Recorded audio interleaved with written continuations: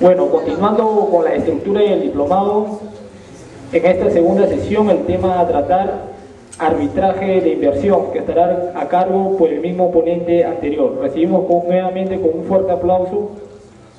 Adelante.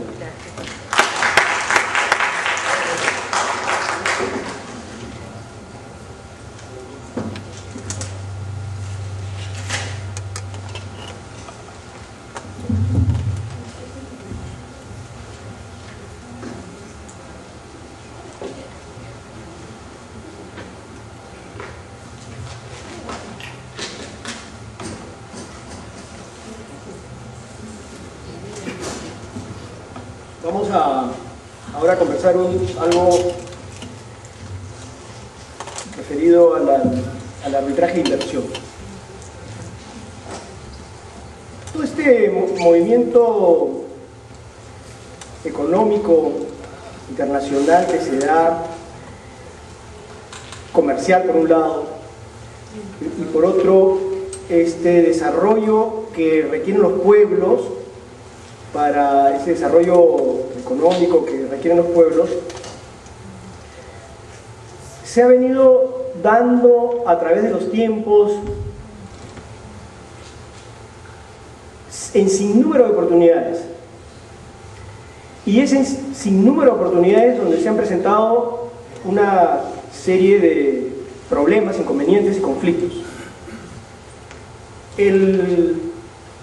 Cuando nosotros nos referimos al arbitraje de inversión, nos referimos a la posibilidad que tiene una persona que se le denomina inversionista a iniciar un proceso arbitral cuando sus derechos son vulnerados por el Estado que lo acoge, que se llama Estado receptor de la inversión. Pero eso es lo que conocemos ahora. Este es el desarrollo de todo, este es el inicio del final del camino, el arbitraje de inversión. El arbitraje de inversión, como ahora lo conocemos, y es para el mundo del derecho, que tiene miles de años, y para el mundo del arbitraje, que también tiene una buena cantidad de años, porque el arbitraje, la resolución de conflictos se asemeja mucho al arbitraje antes de ser una potestad del Estado, la de administrar justicia. Entonces, situémonos entonces un poco atrás para hacer un poco de historia y de ubicarnos de cómo es que llegamos al arbitraje de inversión, cómo es que ahora hablamos con tanta naturalidad y soltura acerca del arbitraje de inversión. Sin embargo, antes no se veía así. El concepto era el siguiente: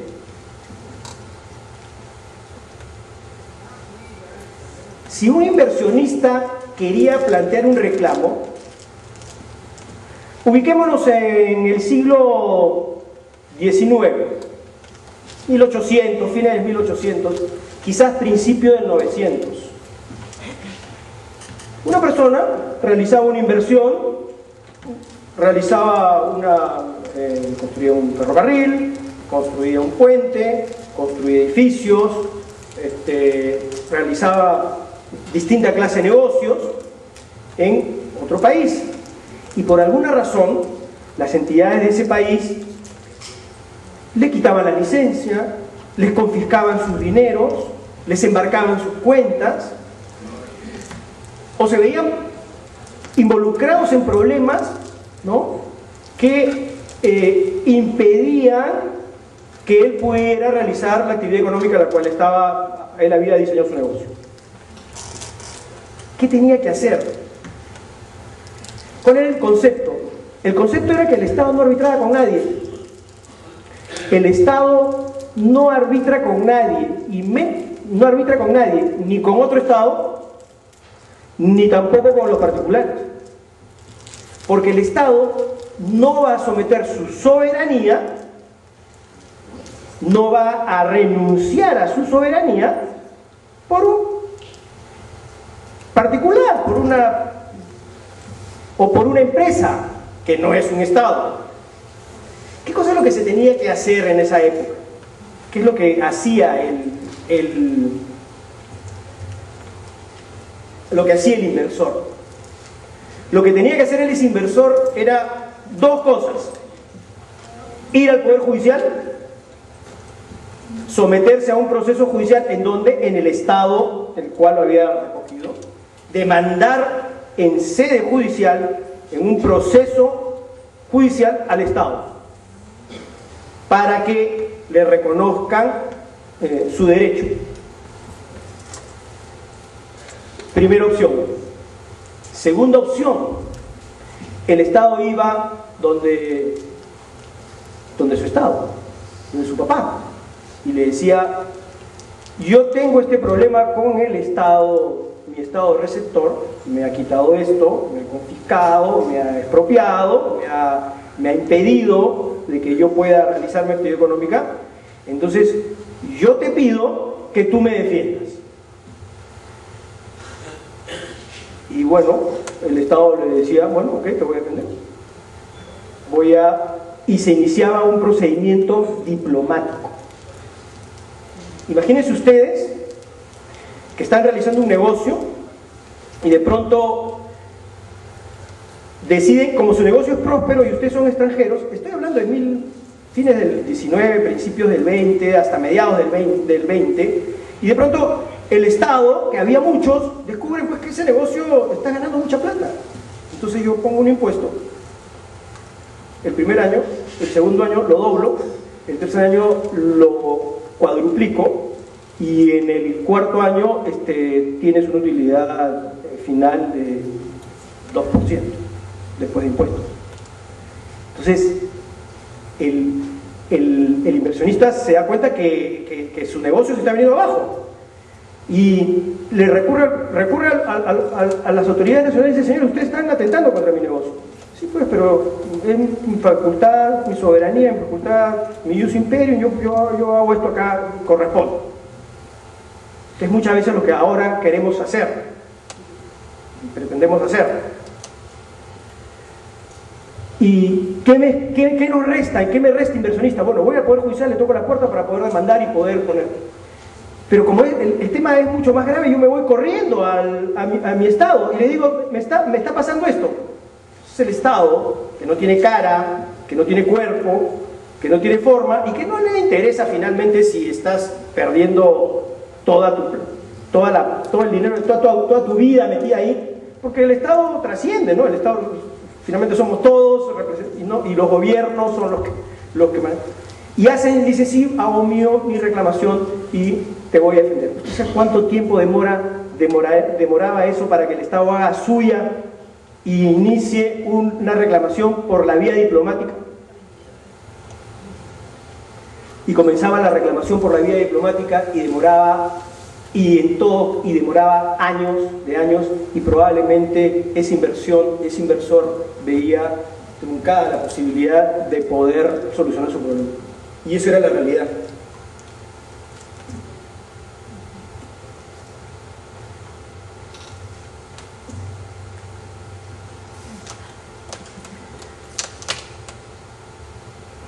El inversor, para efectuar algún reclamo contra el Estado receptor de su inversión, debía acudir a los tribunales o recurrir a la vía diplomática. Todo esto suponía, claro está, como lo dije, la existencia de un convenio arbitral, de un contrato, ¿no? ¿Por qué? Porque los Estados no firmaban convenios arbitrales con nadie. Los Estados no firmaban convenios arbitrales con nadie.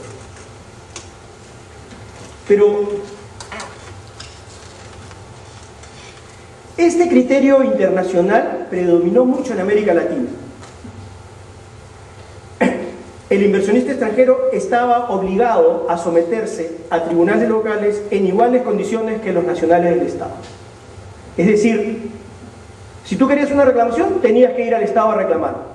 Tenías que demandar, así como tú, porque hablas inglés y naciste en otro lugar y trajiste tu plata allá, vas a ser diferente a un nacional que habla castellano y que ha vivido toda su vida en este país. ¿Por qué yo voy a hacer diferencias? No lo acepto. Vas al Poder Judicial. Ese era el panorama que tenía.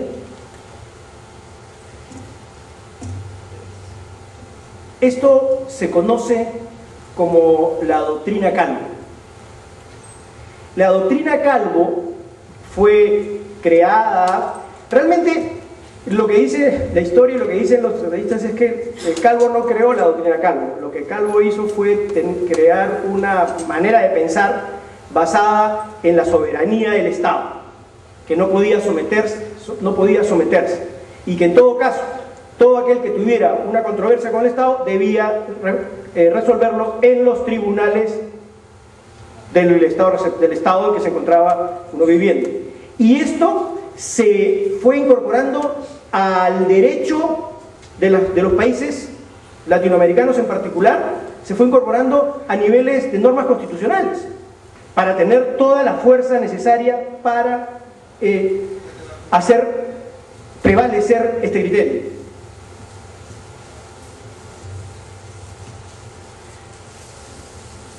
Y eso es lo que sucedía.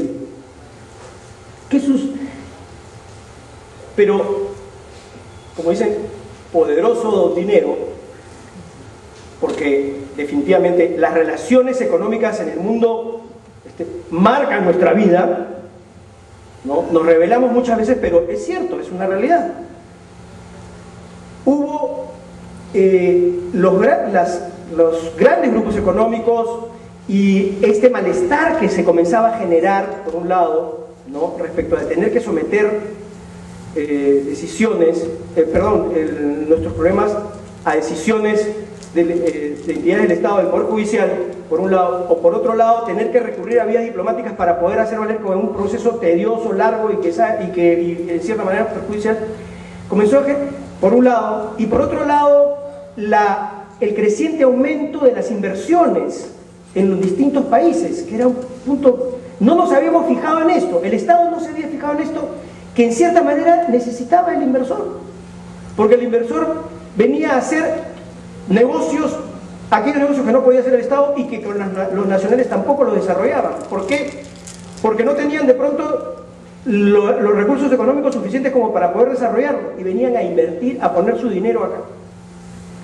Y lo que querían era de alguna manera asegurarse que su dinero esté a buen recaudo, que la relación, los negocios que ellos querían poner tengan duración en el tiempo, poder pactar acuerdos con el Estado para que le respeten las condiciones que él percibió en el momento que hizo el contrato, para que respete que si bien es igual que el connacional, ¿no? Él no vive acá y tenga la posibilidad de repatriar sus fondos, regresarlos a su país. Entonces, esta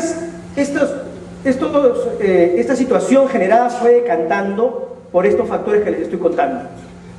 Y de pronto, una solución que se presenta es cuando se crea el Centro Internacional de Arreglo de Diferencias Relativas a Inversiones del Banco Mundial, el CIADI.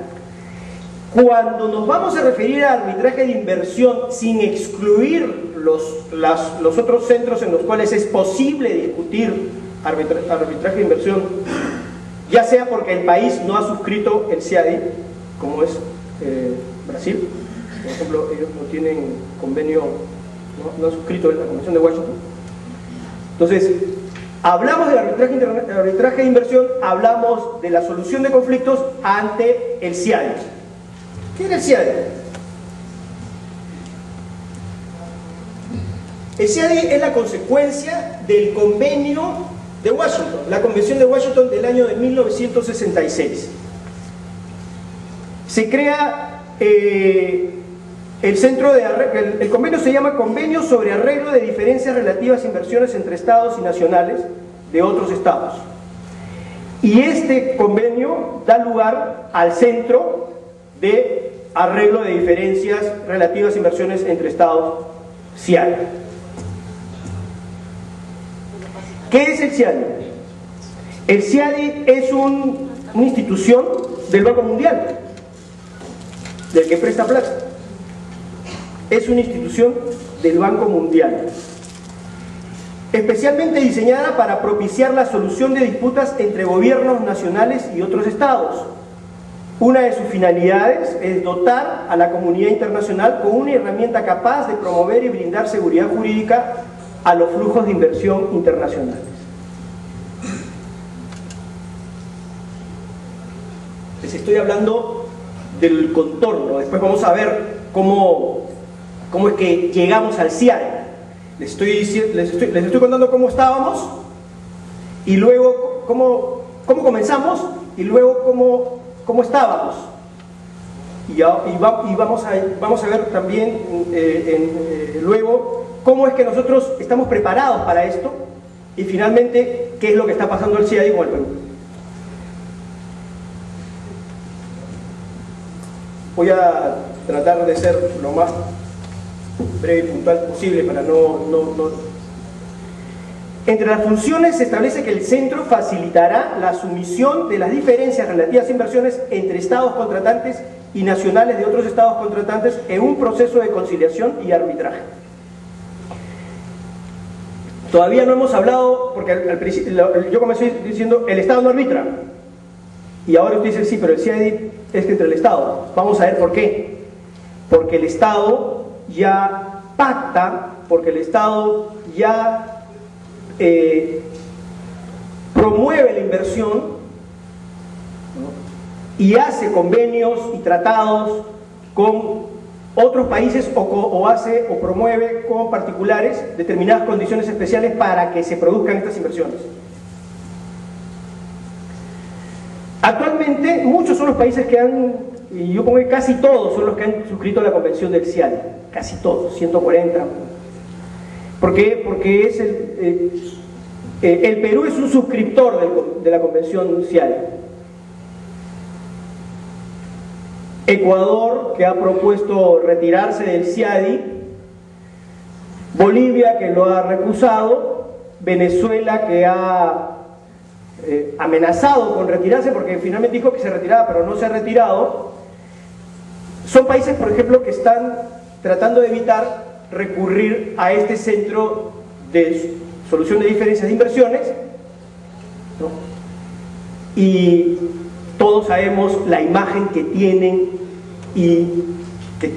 respecto a la inversión extranjera y qué cosa es lo que piensan los inversores extranjeros respecto a ellos, que no dan las seguridades finales para que la inversión se desarrolle.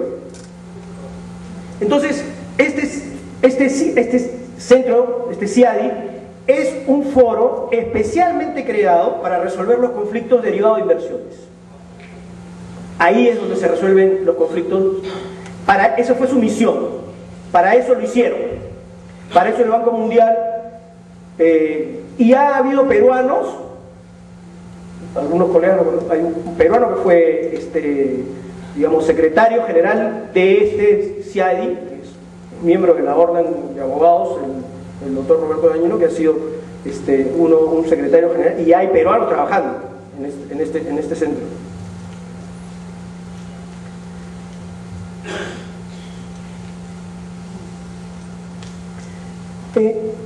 El desarrollo del arbitraje de inversión y los reclamos acerca de estos tópicos relacionados con la inversión ha determinado hoy que en días que haya diferentes clases de arbitrajes. Yo les dije, el CIADI es el lugar para resolver los asuntos de inversiones. Sin embargo, también hay posibilidades de pactar convenios arbitrales para que sean solucionados mediante arbitraje ad hoc o mediante arbitrajes administrados. Cuando se se pacta arbitrajes de naturaleza ad hoc, lo que se establecen son las reglas que van a servir para procesar este arbitraje. Las reglas en UNMIC de la Comisión de las Naciones Unidas para el Derecho Mercantil Internacional, o reglas UNCITRAL, en inglés. Y los arbitrajes administrados, las partes pactan arbitrajes administrados, Cámara de Comercio Internacional, CCI, con sede en París, o Cámara Internacional, CCI, con sede en cualquier país que quieran las partes pactar. Centro de Arbitraje Internacional de Londres, la Cámara de Comercio de Estocolmo,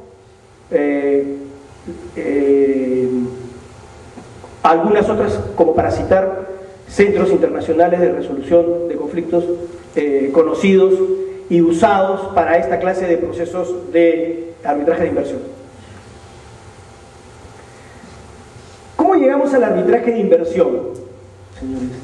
¿Cómo es que el Estado esta vez sí lo podemos tratar como un igual, entre comillas, y lo podemos llevar al arbitraje?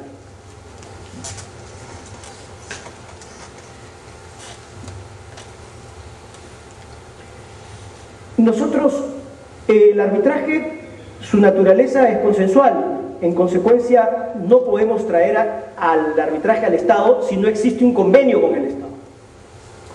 Y este convenio, esto puede resultar ya sea de convenios particulares, como digo, cláusulas contractuales, como también puede ser mediante tratados internacionales. Un Estado, no como antes, puede consentir arbitrar una disputa a través de una cláusula contractual. ¿En dónde se consignan estas cláusulas contractuales? En los contratos de concesión de licencias, en los convenios de estabilidad jurídica, o por medio de su propia legislación de inversiones u otra ley regulatoria de una actividad económica específica. También puede establecerse normas especiales para regular y se asumen, ¿no?, porque tienen que incluirse en los contratos o convenios que se celebren.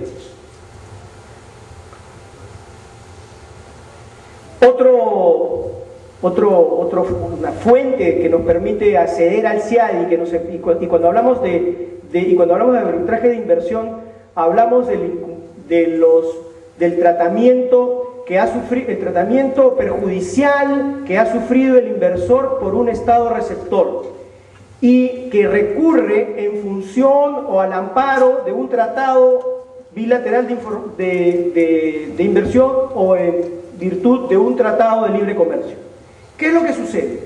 Si yo soy un inversor extranjero y no firmo ese convenio de estabilidad jurídica o esta licencia, sino que voy a un país X, que tiene un tratado bilateral de inversión o que tiene un tratado de libre comercio, el cual contiene una cláusula de resolución de conflictos que regula cómo es que se va a proceder en caso de que se den determinadas situaciones que el inversor considera perjudiciales a su persona o a su empresa. Entonces estamos ante la posibilidad de someter eso a un arbitraje.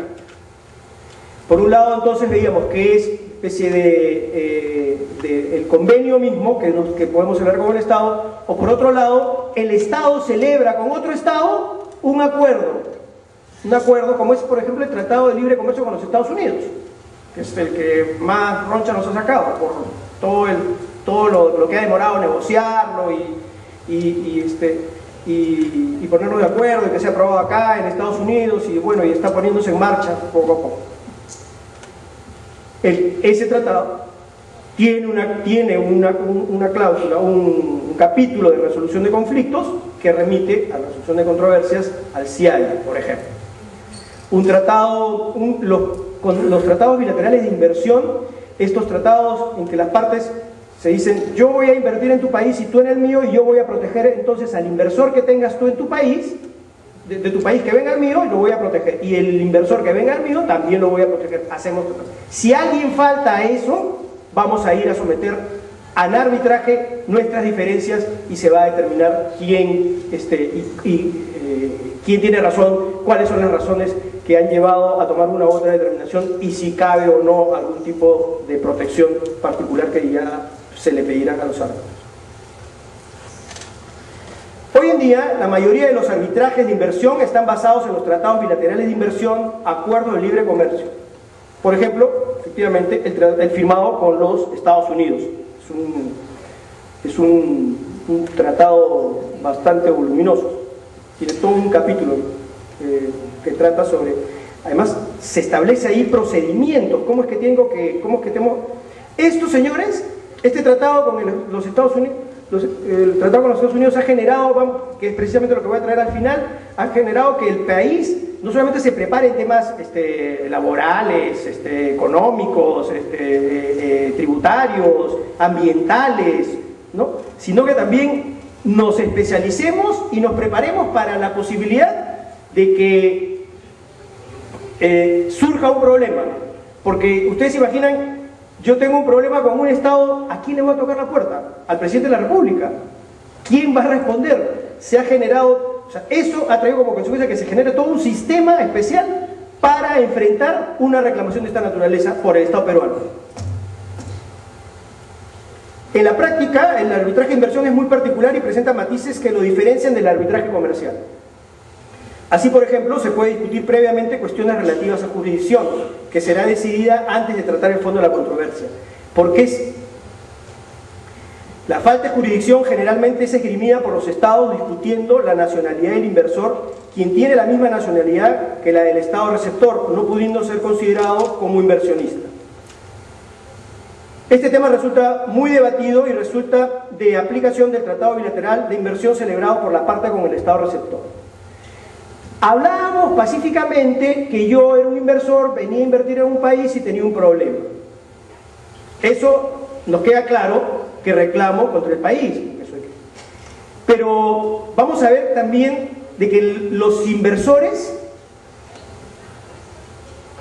buscan de alguna manera protecciones particulares cuando no existen estos tratados tratados bilaterales de protección, de inversión, ¿no?, en los países. Como tomando formas de empresas que por su nacionalidad sí estarían vinculados al tratado bilateral de inversión. Es una manera.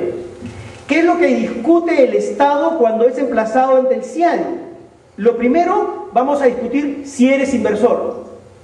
Luego, vamos a discutir, y el tema... estoy tratando de salpicar un poco de información a todos ustedes, yo los invito, este tema es súper amplio, un lugar amigable y fácil de acceder para poder conocer esto, es en la página web del CIADI, ahí está no solamente la reglamentación, sino los criterios de razonabilidad desarrollados de manera accesible para todos y mejor para los abogados, y nos va a entender qué cosa es lo que se viene a discutir, porque acá en una hora no les puedo, lo que tengo que hacer es simplemente motivarlos para que ustedes vayan. Esa es una buena fuente de información que nos puede ayudar. Entonces, decíamos, ¿qué es lo que discute el Estado? El Estado va a discutir si ese inversor es inversor, mejor dicho, si ese inversor hace inversiones, y finalmente, y también va a discutir si ese inversor es considerado inversor o es un nacional de mi propio país que se está haciendo pasar por inversor para reclamar del CIADI, para reclamar la protección de afuera. Acá en el Perú no me hacen caso, nadie me hace caso, me botan por todos lados. Entonces yo me he visto con un ropaje de extranjero y reclamo el CIADI. El Estado investiga y los árbitros se pronuncian si realmente esta persona tiene naturaleza de inversor extranjero. Estos temas son cuestiones relativas a jurisdicción, porque si nosotros no establecemos si es inversor en extranjero o no, el árbitro no va a decir si tiene o no tiene jurisdicción para conocer el caso. Entonces, es necesario que haya un pronunciamiento respecto a eso. Ese es un tema que se contempla y es el primer tema que nosotros podemos observar, que se discute.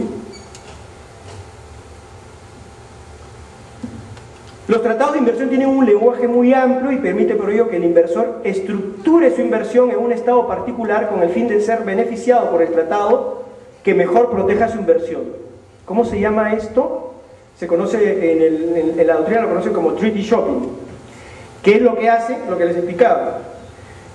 El inversor quiere hacer una inversión, pero resulta que en el lugar donde va destinado su inversión, su país de donde proviene la inversión, no tiene tratado bilateral de inversión.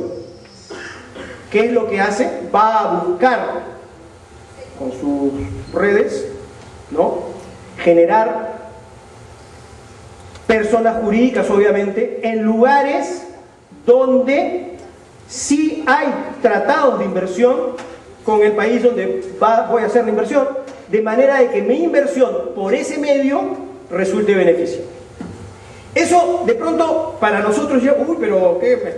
Se está preparando a estafarme. Señores, el comercio internacional se rige por las reglas de la buena fe. Si nosotros, con nuestra mentalidad, con nuestra idiosincrasia peruana, que de pronto siempre queremos a ver cómo le sacamos la vuelta a las cosas, nos ponemos a pensar, vamos a satanizar una situación que es común y corriente y que los árbitros aceptan. Lo que no aceptan es la mala fe. Pero, como les digo, el comercio se realiza sobre la base de la buena fe. O sea, no... entonces, eso es perfectamente válido, perfectamente aceptado. Los estudios internacionales de abogados, cuando van a asesorar acerca de una inversión en un país, hacen un estudio acerca de la conveniencia, ¿no?, de optar uno de estos métodos para proteger de mejor forma la inversión de su cliente. O sea, es perfectamente. Por eso, cuestiones de interpretación de la acepción inversión también son controvertidas. ¿Qué es inversión? ¿Qué es inversión?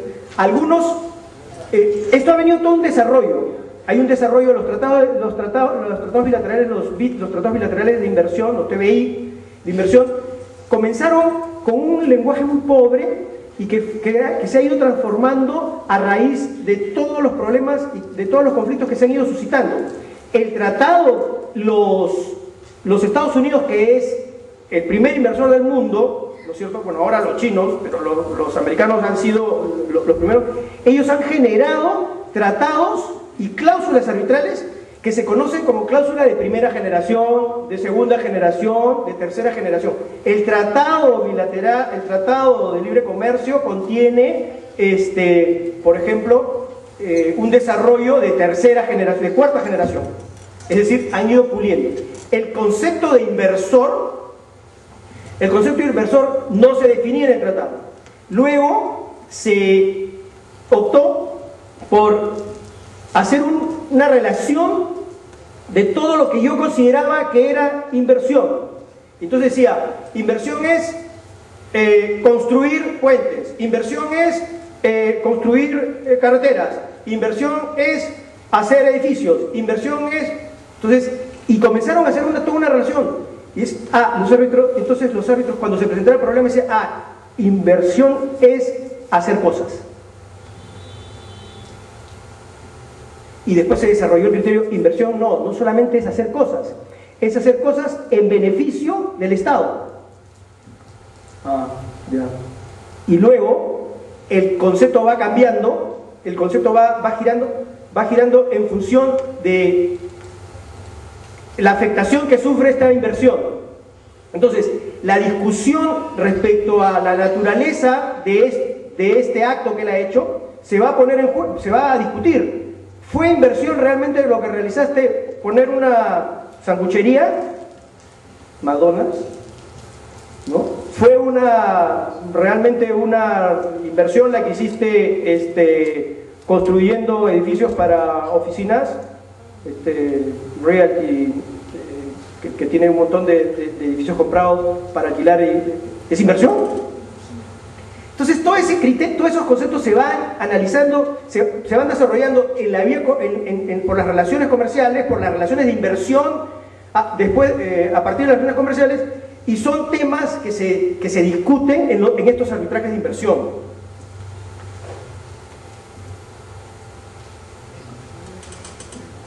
¿Qué cosa es lo que... Eso es el marco que tengo yo para determinar cómo yo estructuro, de qué tratan. ¿A qué? Entonces, esa es una parte. Ahora vemos la parte del Estado. Al fondo de la cuestión, respecto al fondo de las cuestiones planteadas, van dirigidas a resolver asuntos tratados en cláusulas que determinan que el Estado receptor, o sea, para proteger la inversión, planteamos cláusulas para que el Estado receptor no haga determinadas cosas. Por ejemplo, no debe expropiar, directa o indirectamente, sin compensación pronta, adecuada y efectiva. O sea, si expropia, criterio de, fíjense ustedes, criterio, no debe expropiar, directa o indirectamente. ¿Cuándo es una expropiación directa? ¿Cuándo es una expropiación indirecta? Y pese a haber sucedido una expropiación directa o indirecta, ¿ha habido una compensación pronta, adecuada y efectiva? No va a tratar al inversor de manera menos favorable que a sus propios nacionales del Estado receptor u otros inversionistas extranjeros. Trato igualitario a la inversión extranjera. Tienes que tratarme igual que a un peruano. A un peruano tengo que tratarme igual que tratas a un inversor chino, a un inversor holandés, a un inversor español. No debo realizar, el Estado no debe realizar actos discriminatorios contra el inversionista. Actos discriminatorios contra el inversionista. Discriminatorios en sentido que afectan la relación económica. Por ejemplo, existen casos de afuera, no acá en el Perú, de afuera, en donde a una empresa de producción de determinado combustible, ¿no?, se le impuso un impuesto especial que no permitía que compita en el mercado con aquellos que no utilizaban ese producto para producir el mismo combustible. El inversor extranjero demandó acto discriminatorio. Entonces, el Estado, para proteger ello, debe no hacer esto, relación que yo le estoy poniendo acá. Los tratados en cuanto a la protección del inversionista se refieren a asegurar al inversionista que, ¿qué le asegura? En contraposición a lo que le obliga al Estado a no hacer, le asegura al inversionista un trato justo y equitativo. Tema de discusión amplísimo en arbitraje de inversión. Plena seguridad y protección plena de su inversión. Respetar sus compromisos contractuales y otras obligaciones legales que ha asumido hacia el inversionista. Es decir, se crean en estos tratados cláusulas denominadas paraguas que dicen todo lo que nosotros conocemos como cajón de desastre, todo aquello que no está legislado acá, se legisla por aquí.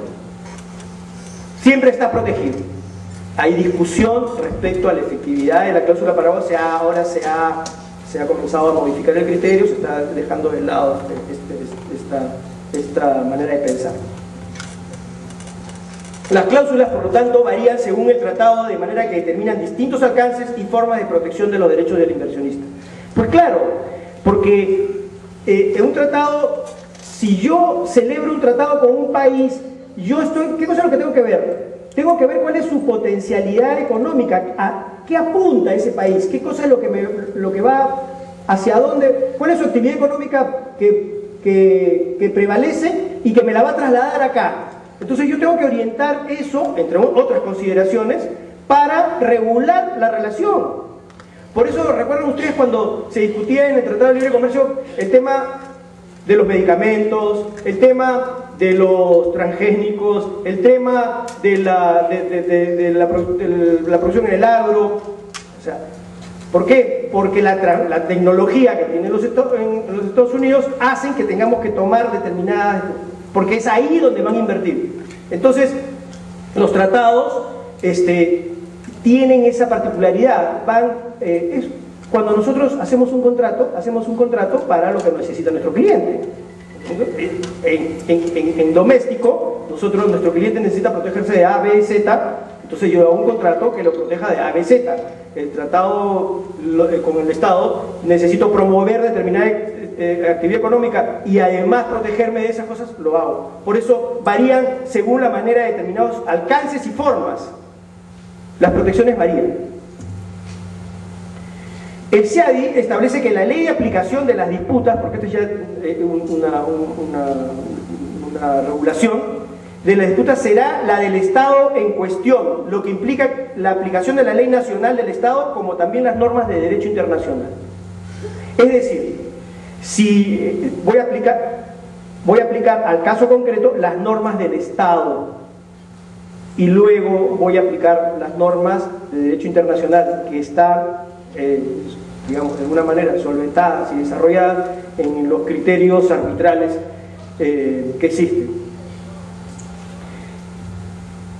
El arbitraje es bonito y una de las cosas que nosotros siempre decimos es instancia única, no sé, una sola decisión, no hay apelación, no hay...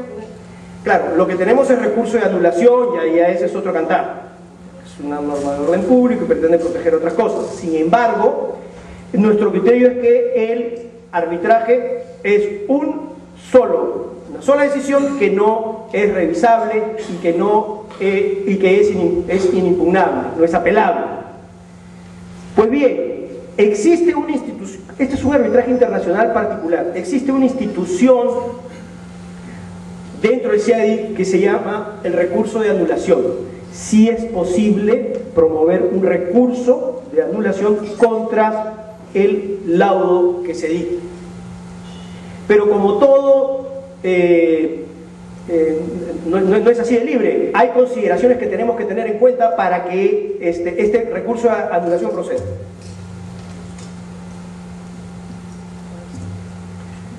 Las causas por las cuales se puede recurrir la anulación no son abiertas entonces, sino están expresamente señaladas por el convenio de Washington. No es una apelación ni constituye otra instancia, lo que significa que no se revisa el fondo, sino básicamente lo que se revisa es la forma, si queremos decirlo de alguna manera, la forma es lo que va a revisar el recurso. ¿Cómo funciona este recurso de anulación? Cuando iniciamos el proceso arbitral designamos, o sea, el CIADI designa los árbitros, nosotros designamos, o el CIADI designa los árbitros, son 3, resuelven, voy a interponer un recurso de anulación y tenemos que designar el CIADI tiene un panel especial que trabaja estos recursos de anulación. Ellos va a esa instancia para ser resueltos. Ahora tenemos un recurso de anulación en ciernes, creo que ya se ha interpuesto. Vamos a ver contra quién, porque el Perú también juega un papel importante en el CIADI. También tenemos reclamos, no solamente Argentina. Argentina en este momento es el país que más procesos CIADI tiene en el mundo. Y eso producto, todos sabemos, no del actual gobierno, sino del famoso corralito, que ha generado todo. Y hay todo, en este momento internacionalmente los argentinos han cogido tal expertise que se han abierto pues al mercado, ¿no? Están en todos los estudios internacionales acreditados. Hay un argentino y los mismos estudios argentinos están muy bien acreditados precisamente por su experiencia actual en la defensa de los intereses del Estado argentino por un lado, o de las empresas que se han visto afectadas por el Estado argentino. Bien, regresando a nuestro tema, no es una apelación, no, este es un recurso especial, extraordinario. Se conforma el tribunal y va a resolver. ¿Qué se discuten? Están limitadas a particularidades relativas a la legitimidad del proceso de decisión, excluyendo cuestiones de fondo. O sea, vamos a revisar si realmente las cosas se han hecho bien. Es un poco, si lo traemos así, con el debido respeto que el caso amerita, hablemos como que de pronto es como una casación que tiene cosas particulares, ¿no? Que no podemos discutir el fondo, que discutimos, pero cosas que la misma convención ha planteado. Y una de ellas, en generalidades, son relativas a la legitimidad del proceso, ¿no? ¿Qué es lo que genera este recurso de anulación? Es la suspensión de la ejecución del laudo. Hay que ponernos a pensar realmente. Generalmente los estados recurren los laudos, ¿no?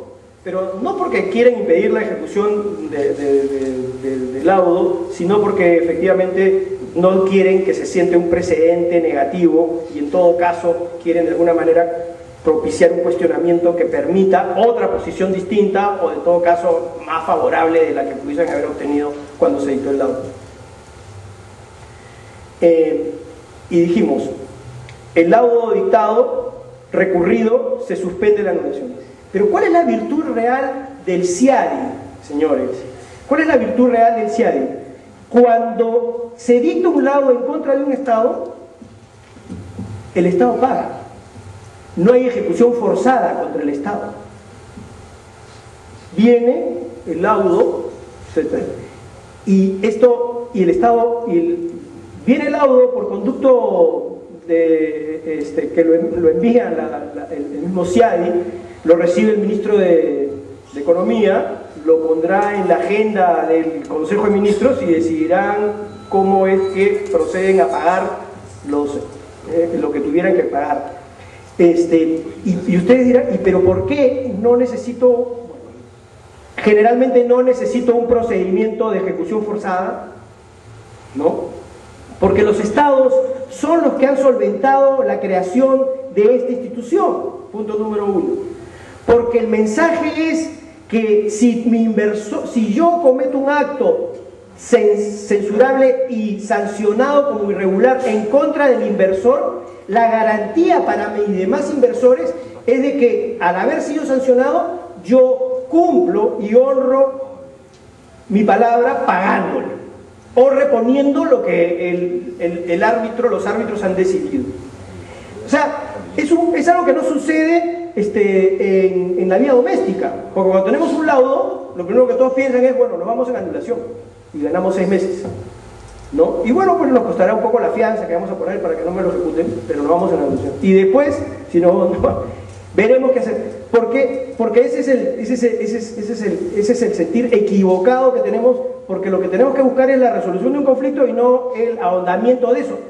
El arbitraje se utiliza, señores, para solucionar el conflicto, no para hacerlo más grueso. Lo que pasa es que nosotros los abogados tenemos que vivir de algo, ¿no?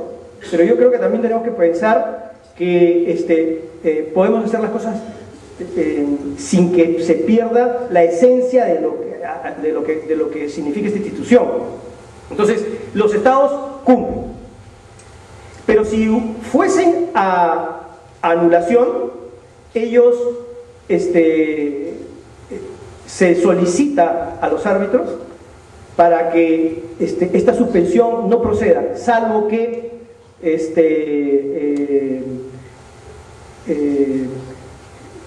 mejor dicho, el Estado puede solicitar que se tiene que cumplir, ¿no? El inversor solicita que se tiene que cumplir, o en todo caso que el Estado garantice el cumplimiento de esto, de lo que manda el laudo. ¿El Estado qué es lo que va a señalar? El Estado lo que va a señalar es de que si yo cumplo, pese a tener el recurso de anulación puesto, y ejecuto, me voy a generar un daño del cual no voy a poder obtener una reparación, ¿no?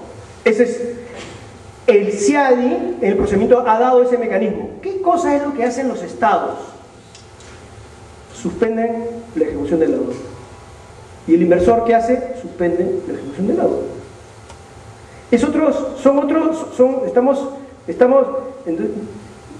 El Estado no se va a ir, el Estado no va a desaparecer, ¿no? El Estado está ahí, no está en el esquema del deudor moroso y renuente y curridizo para pagar. El Estado está ahí.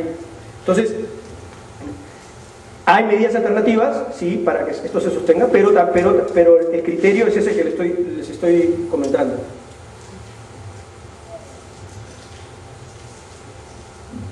Bueno, como lo mencioné, el sistema, la ejecución del laudo del sistema arbitral resulta eficaz en la medida que sus laudos se cumplan. El convenio CEADI fue negociado bajo la premisa que los Estados cumplen voluntariamente sus obligaciones internacionales, incluyendo ello las ejecuciones de los laudos arbitrales.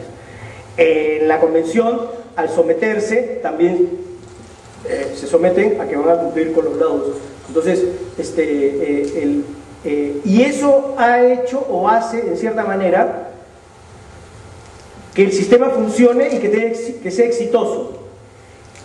Como todo en la vida, y más aún en derecho, siempre hay excepciones. Tenemos la excepción lamentable de Argentina, que con el volumen de laudos impuestos no los ha cumplido, hay muchos que no los cumplen. Y en la idea, y en algunos casos han conseguido, sí, anular, revocar o morigerar la contundencia de la decisión arbitral. Entonces, estamos frente al CIADI.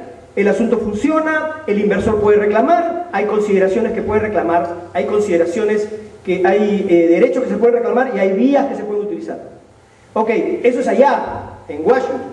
¿Qué pasa en el Perú cuando el Perú es requerido?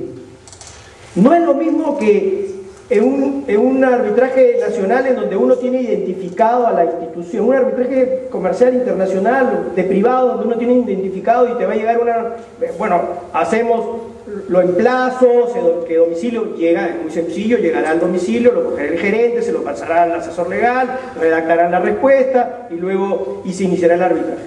¿Cómo notificamos al Estado? ¿Cómo el Estado se entera de esto? ¿Y cómo es que tiene que reaccionar? ¿Cómo es que tiene que hacer? ¿Qué cosa es lo que tiene que hacer? ¿Cómo debe actuar? Obviamente, lo primero que tiene que haber es una regla, una norma que regule esas respuestas. Y eso es lo que yo le digo. ¿Cuál es la respuesta peruana frente al arbitraje de inversión? No, la respuesta procesal. La respuesta de un poco de lo que nos interesa. ¿Qué pasa cuando al Estado lo llamas? ¿O qué pasa si tenemos, por alguna razón, la oportunidad de mandar al Perú? ¿Cómo es que vamos a proceder? La ley 28933, que se llama Ley que establece el sistema de coordinación y respuesta del Estado en controversias internacionales de inversión. Hay una ley y un reglamento. Esta ley ha generado, esta ley es una ley de coordinación. Cuando es notificado, el CIADI lo notifica al Estado peruano. ¿Cómo? Lo notifica el Palacio de Gobierno, lo notifica el Ministerio de Relaciones Exteriores. Tenemos un reclamo contra usted. Entonces, inmediatamente, lo derivan al Ministerio de Economía y comienza todo este tema de la respuesta. Y ese es el reglamento, el Decreto Supremo 125. Es el reglamento 2008. ¿Cuál es el objeto de esta norma? Veamos rápidamente. Le voy a dejar ya, sí, ahí está, para que tengan las normas. Sí, copien las normas. Es el decreto, es la ley 28933 y el decreto supremo, hay una equivocación, decreto supremo 125-2008 EF, Economía y Finanzas. Gracias. ¿Cuál es el objeto de la norma? Optimizar la respuesta y coordinación al interior del sector público frente a las controversias internacionales de inversión, permitiendo una oportuna y apropiada atención. Esa es la idea. Es el primer objeto. Lo primero que quiere, optimizar la respuesta y la coordinación del sector público frente a las controversias internacionales de inversión. Y la norma dice de inversión. Centralizar la información de los acuerdos y tratados en materia de inversión suscritos por el Estado peruano que remitan a mecanismos internacionales de solución de controversias. Todas las entidades públicas que hayan suscrito un convenio, un tratado que involucre al Estado peruano, hay que comunicarle a ellos. Ellos tienen que saber. Porque van a recibir la solicitud arbitral y van a buscar en su archivo si tenemos convenio para hacer esto, tenemos que ir al CEDI. Bueno, eso ya está todo mecanizado, ¿no? Pero eso. Establecer un mecanismo de alerta frente al surgimiento de cualquier controversia internacional de inversión. Claro, porque lo primero que hay que hacer es los plazos, a pesar de que son muy latos, por ejemplo, para contestar una demanda, 6 meses. ¿Cuánto está durando caso en la Haya con Chile no es sino un arbitraje internacional. Que el fondo estamos discutiendo soberanía, sí, pero es un arbitraje, ¿no? Es un arbitraje. Entonces, ¿y cuánto tiempo se demora la contestación de la verdad? 8 meses. ¿Cuánto tiempo se ha demorado 8 meses más para el otro lado? Ampliación, 4 meses más. Entonces, los plazos son muy largos. Pero en la administración pública todos sabemos que los plazos pueden ser muy largos, y eso hace precisamente que la gente no haga nada, para siempre hacerlo el último día. Todos lo padecemos cuando hacemos un trámite y el administrador nos dice: pero si tengo 15 días para resolver, si tú estás en el 14 y todavía no has hecho nada. Entonces, ¿no? Bueno. Entonces, establecer un mecanismo de alerta frente al surgimiento de cualquier controversia internacional de inversión. Centralizar la información respecto a las controversias internacionales de inversión que se suscriben. Definir el procedimiento de coordinación entre las entidades públicas involucradas en una controversia. Claro, porque cuando lo reciben dirán: ¿y quién tiene que ver con este tema? ¿El Ministerio del Ambiente? ¿El Ministerio de Economía? ¿El Ministerio de Salud? El Ministerio, parece como lo que pasa, ¿no? Que lo estamos viviendo, ¿no? Todo el mundo, no es salud, es ambiente, no es cultura, o sea, todo el mundo saca, ¿no? Pero si hay contaminación, todos sabemos quién tiene que decirlo, pero todo el mundo se comienza a echar la mano. Entonces, definir el procedimiento y la coordinación entre las entidades públicas involucradas en una controversia. Internalizar los costos generados por las entidades públicas involucradas en una controversia. ¿Cuánto va a costar y cuánto vas a pagar tú para que lo pongas en tu presupuesto, no sé, de este año o del próximo, para que veas cuánto te va a costar, cómo te va a afectar? Estandarizar en la medida de lo posible las cláusulas de solución de controversias, inclusive a incluirse en los acuerdos y tratados en materia de inversión bajo el ámbito de la ley. Yo les conté hace un rato de que hay generaciones de cláusulas, ¿no? de acuerdos, o sea, ahí se ha ido modificando. Lo que trata acá es decirnos: oye, estandaricemos para que mi acuerdo contigo sea igual con el de él y con el de él, y no, contigo es uno, con el otro es otro, y el otro dice, y todos tenemos distintos. Hay que tratar, ¿por qué? Porque homogenizamos, y de esa manera podemos procurar una mejor defensa. Y todos los actos que hagamos, ¿no? Podamos nosotros regular mejor nuestra acción, porque, por ejemplo, de acuerdo a un convenio, de repente levantar la mano no es signo de discriminatorio, pero en ese convenio dice que el que levanta la mano sí es discriminación, y sin embargo tengo que levantar la mano porque de otra manera no puedo funcionar, Estado, tengo que hacerlo. Entonces, esa es la idea, estandarizar para no solamente el convenio, sino también para que yo pueda regular la manera como procedo. ¿Cuál es el ámbito de aplicación? Comprende las controversias que se deriven únicamente, acá está, son dos consideraciones, pero son acuerdos celebrados entre entidades públicas e inversionistas nacionales o extranjeros en los que se confiera derechos o garantías a estos últimos, tales como contratos de privatización, contratos de concesión, convenios de estabilidad jurídica, licencias de explotación de hidrocarburos y en general todos aquellos acuerdos que se señalen en el reglamento de la ley. No lo vamos a leer ahora, y que remitan a mecanismos internacionales de solución de controversias. Pero básicamente lo que yo les había dicho en un momento, de que así como hay los tratados, también hay esta regulación particular entre Estados y particulares, en los contratos de privatización, los contratos de concesión, convenios de estabilidad jurídica, licencias, etc. También comprende acuerdos celebrados entre entidades públicas, inversionistas nacionales y extranjeros en los que se confiera derechos o garantías a estos últimos tales. No, estoy repetiendo. Tratados que contengan disposiciones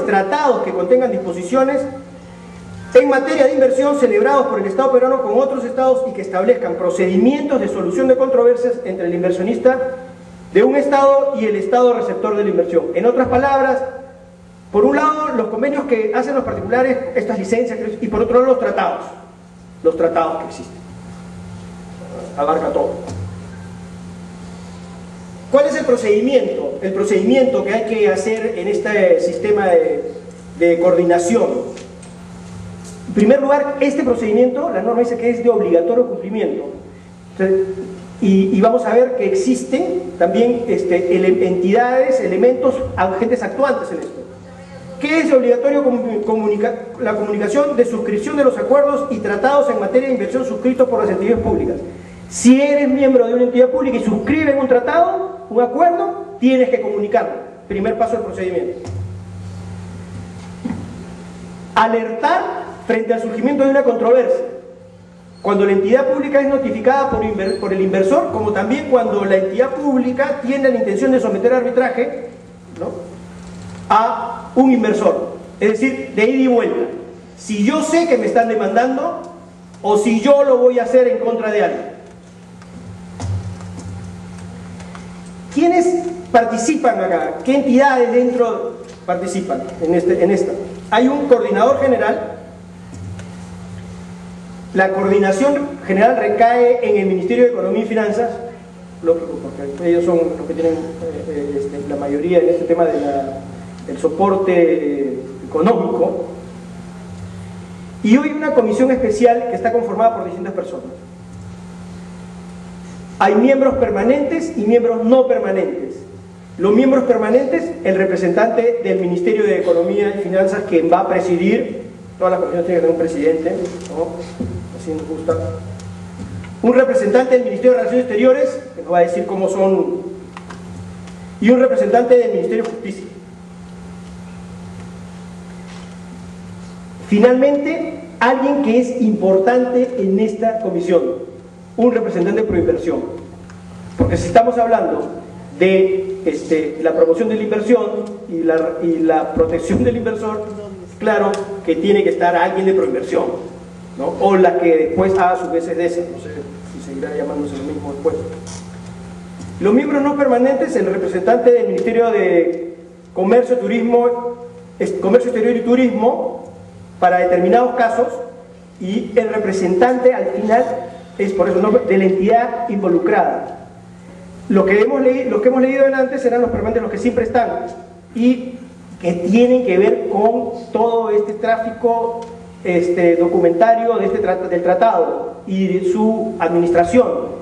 Y en este caso, los no permanentes, está citado el Ministerio de Comercio Exterior y Turismo para determinados casos que la ley refiere, en donde van vinculados inversiones de turismo vinculadas a este rubro, y un representante de la entidad involucrada. Es decir, claro, hoy día puede ser medio ambiente, hoy día mañana puede ser energía y minas, salud, lo que fuera.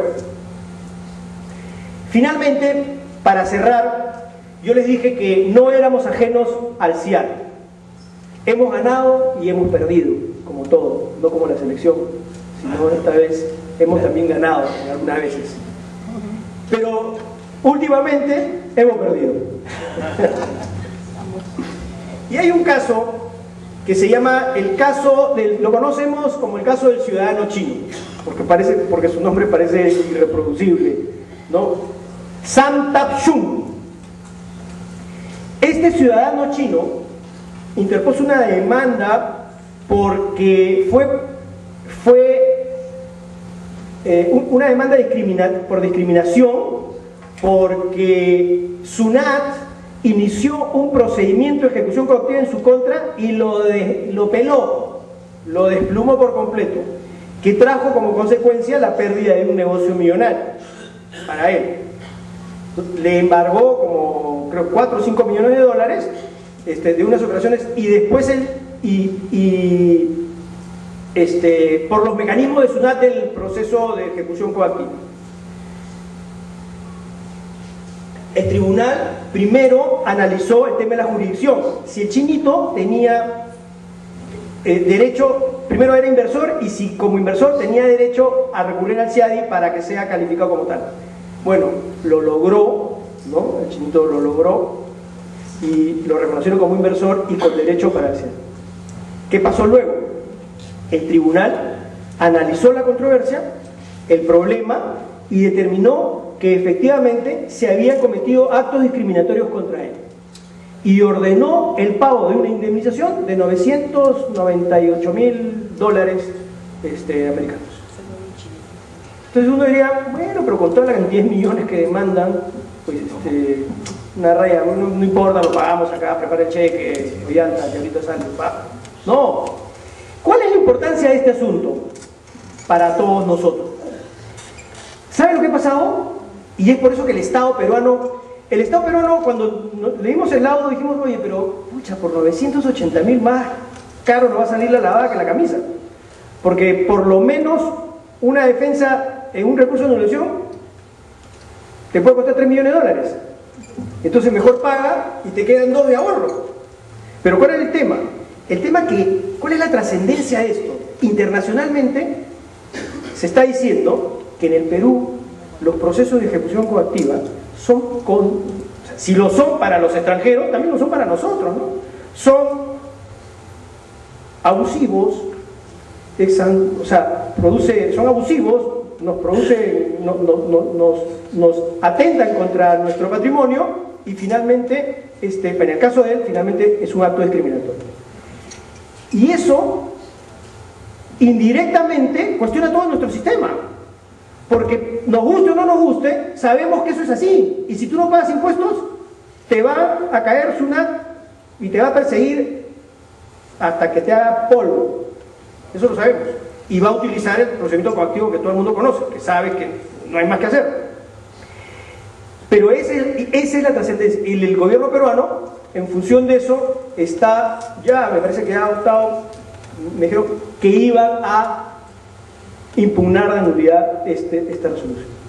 Entonces, eso no es el monto, sino es la trascendencia, es lo que va a significar, lo que va a representar Los abogados que defendieron al ciudadano chino son peruanos. Y no sé si habrá venido a hablarles acá a ustedes, pero uno de ellos es colega nuestro y también hay otros procesos. Les voy a seguir contando los procesos que ha habido, y hay unos procesos en ciernes que son procesos muy importantes, y hay un proceso que casi son 900 millones de dólares, señores, que si lo perdemos vamos a tener cada uno que sacar plata de su bolsillo para pagarlo, porque esa es la verdad, porque eso nos afecta a todos. Hay el caso de Aguaitía, que es conocido, y en donde se ganó el caso de Aguaitía. El caso de Aguaitía también era un tema relacionado con un convenio de estabilidad tributaria, y también se reclamó discriminación, etc. Y entonces los árbitros consideraron de que no había habido, no se había producido eso, y en consecuencia el asunto fue favorable al Perú. Pero fue antes del chino. Entonces, que probablemente el Estado iba, bueno, ya ganamos a Aguaitía, pero nada, nos salió muy caro el chifre. Muy caro. Duke Energy. Acá hubo una sentencia de jurisdicción y luego un laudo de fondo, en donde ordenan pagar unas cantidades, pero por otro lado también ordenan que no tienen derecho a ciertas cosas. Luego, el emblemático caso Luchetti, que todo el mundo recuerda el caso Luchetti, ¿no? Nadie compraba fideos Luchetti ni esas cosas porque nos habían construido en los pantanos de Villa. Y qué pasó. Y todos sabemos cómo se había construido y quién estuvo ahí, cómo filmaron y todo eso se sabía. Bueno, pues a Luchetti se le quitan las licencias porque habían sido irregularmente obtenidas, por una serie de factores políticos, económicos, sociales y etcétera. Y nosotros los mirábamos a los chilenos y le decíamos, oye, pero ¿qué se quejan si ustedes han caminado por el lado oscuro de las cosas? O sea, ¿de qué derecho puedes reclamar? No es así. Pero ellos fueron hacia eso y demandaron al gobierno peruano. Y en un laudo que tuvo un voto disidente, es decir, uno que no pensaba así, pero fue por mayoría, luego este laudo se recurrió de anulación y se resolvió la anulación favorablemente. ¿Qué cosa es lo que dijo el laudo? En buena cuenta. El laudo, y yo he estado conversando con uno de los árbitros, y le preguntaba, ¿pero por qué no entraron al fondo? Me dice, porque entrar al fondo era entrar a la película, entrar a la... O sea, era una cosa... ¿Qué cosa es lo que hicieron los árbitros? Los árbitros aplicaron un criterio de la validez del convenio del tratado con Chile en el espacio, en el tiempo. Ellos dijeron, a la fecha que se sucedieron los hechos, no había convenio. El convenio ha venido después. En consecuencia, para mí, no se aplica y no es competencia del CIADI este asunto. Se cerró el asunto y no hubo más que discutir. Quizás como árbitro yo pienso que es una solución inteligente, razonada. Nos hubiera gustado ver un poco de sangre, ¿no? Ahí, pero finalmente fue una decisión inteligente porque cerramos el caso. Y además estamos con los amigos del sur ellos preocupados, por nosotros no estamos preocupados con sus cosas, ¿no? Entonces, este tema iba a ser recircular hasta que nos iba a generar de pronto más. Me parece que los árbitros hicieron una buena decisión. Actualmente el CIADI tiene algunos registrados.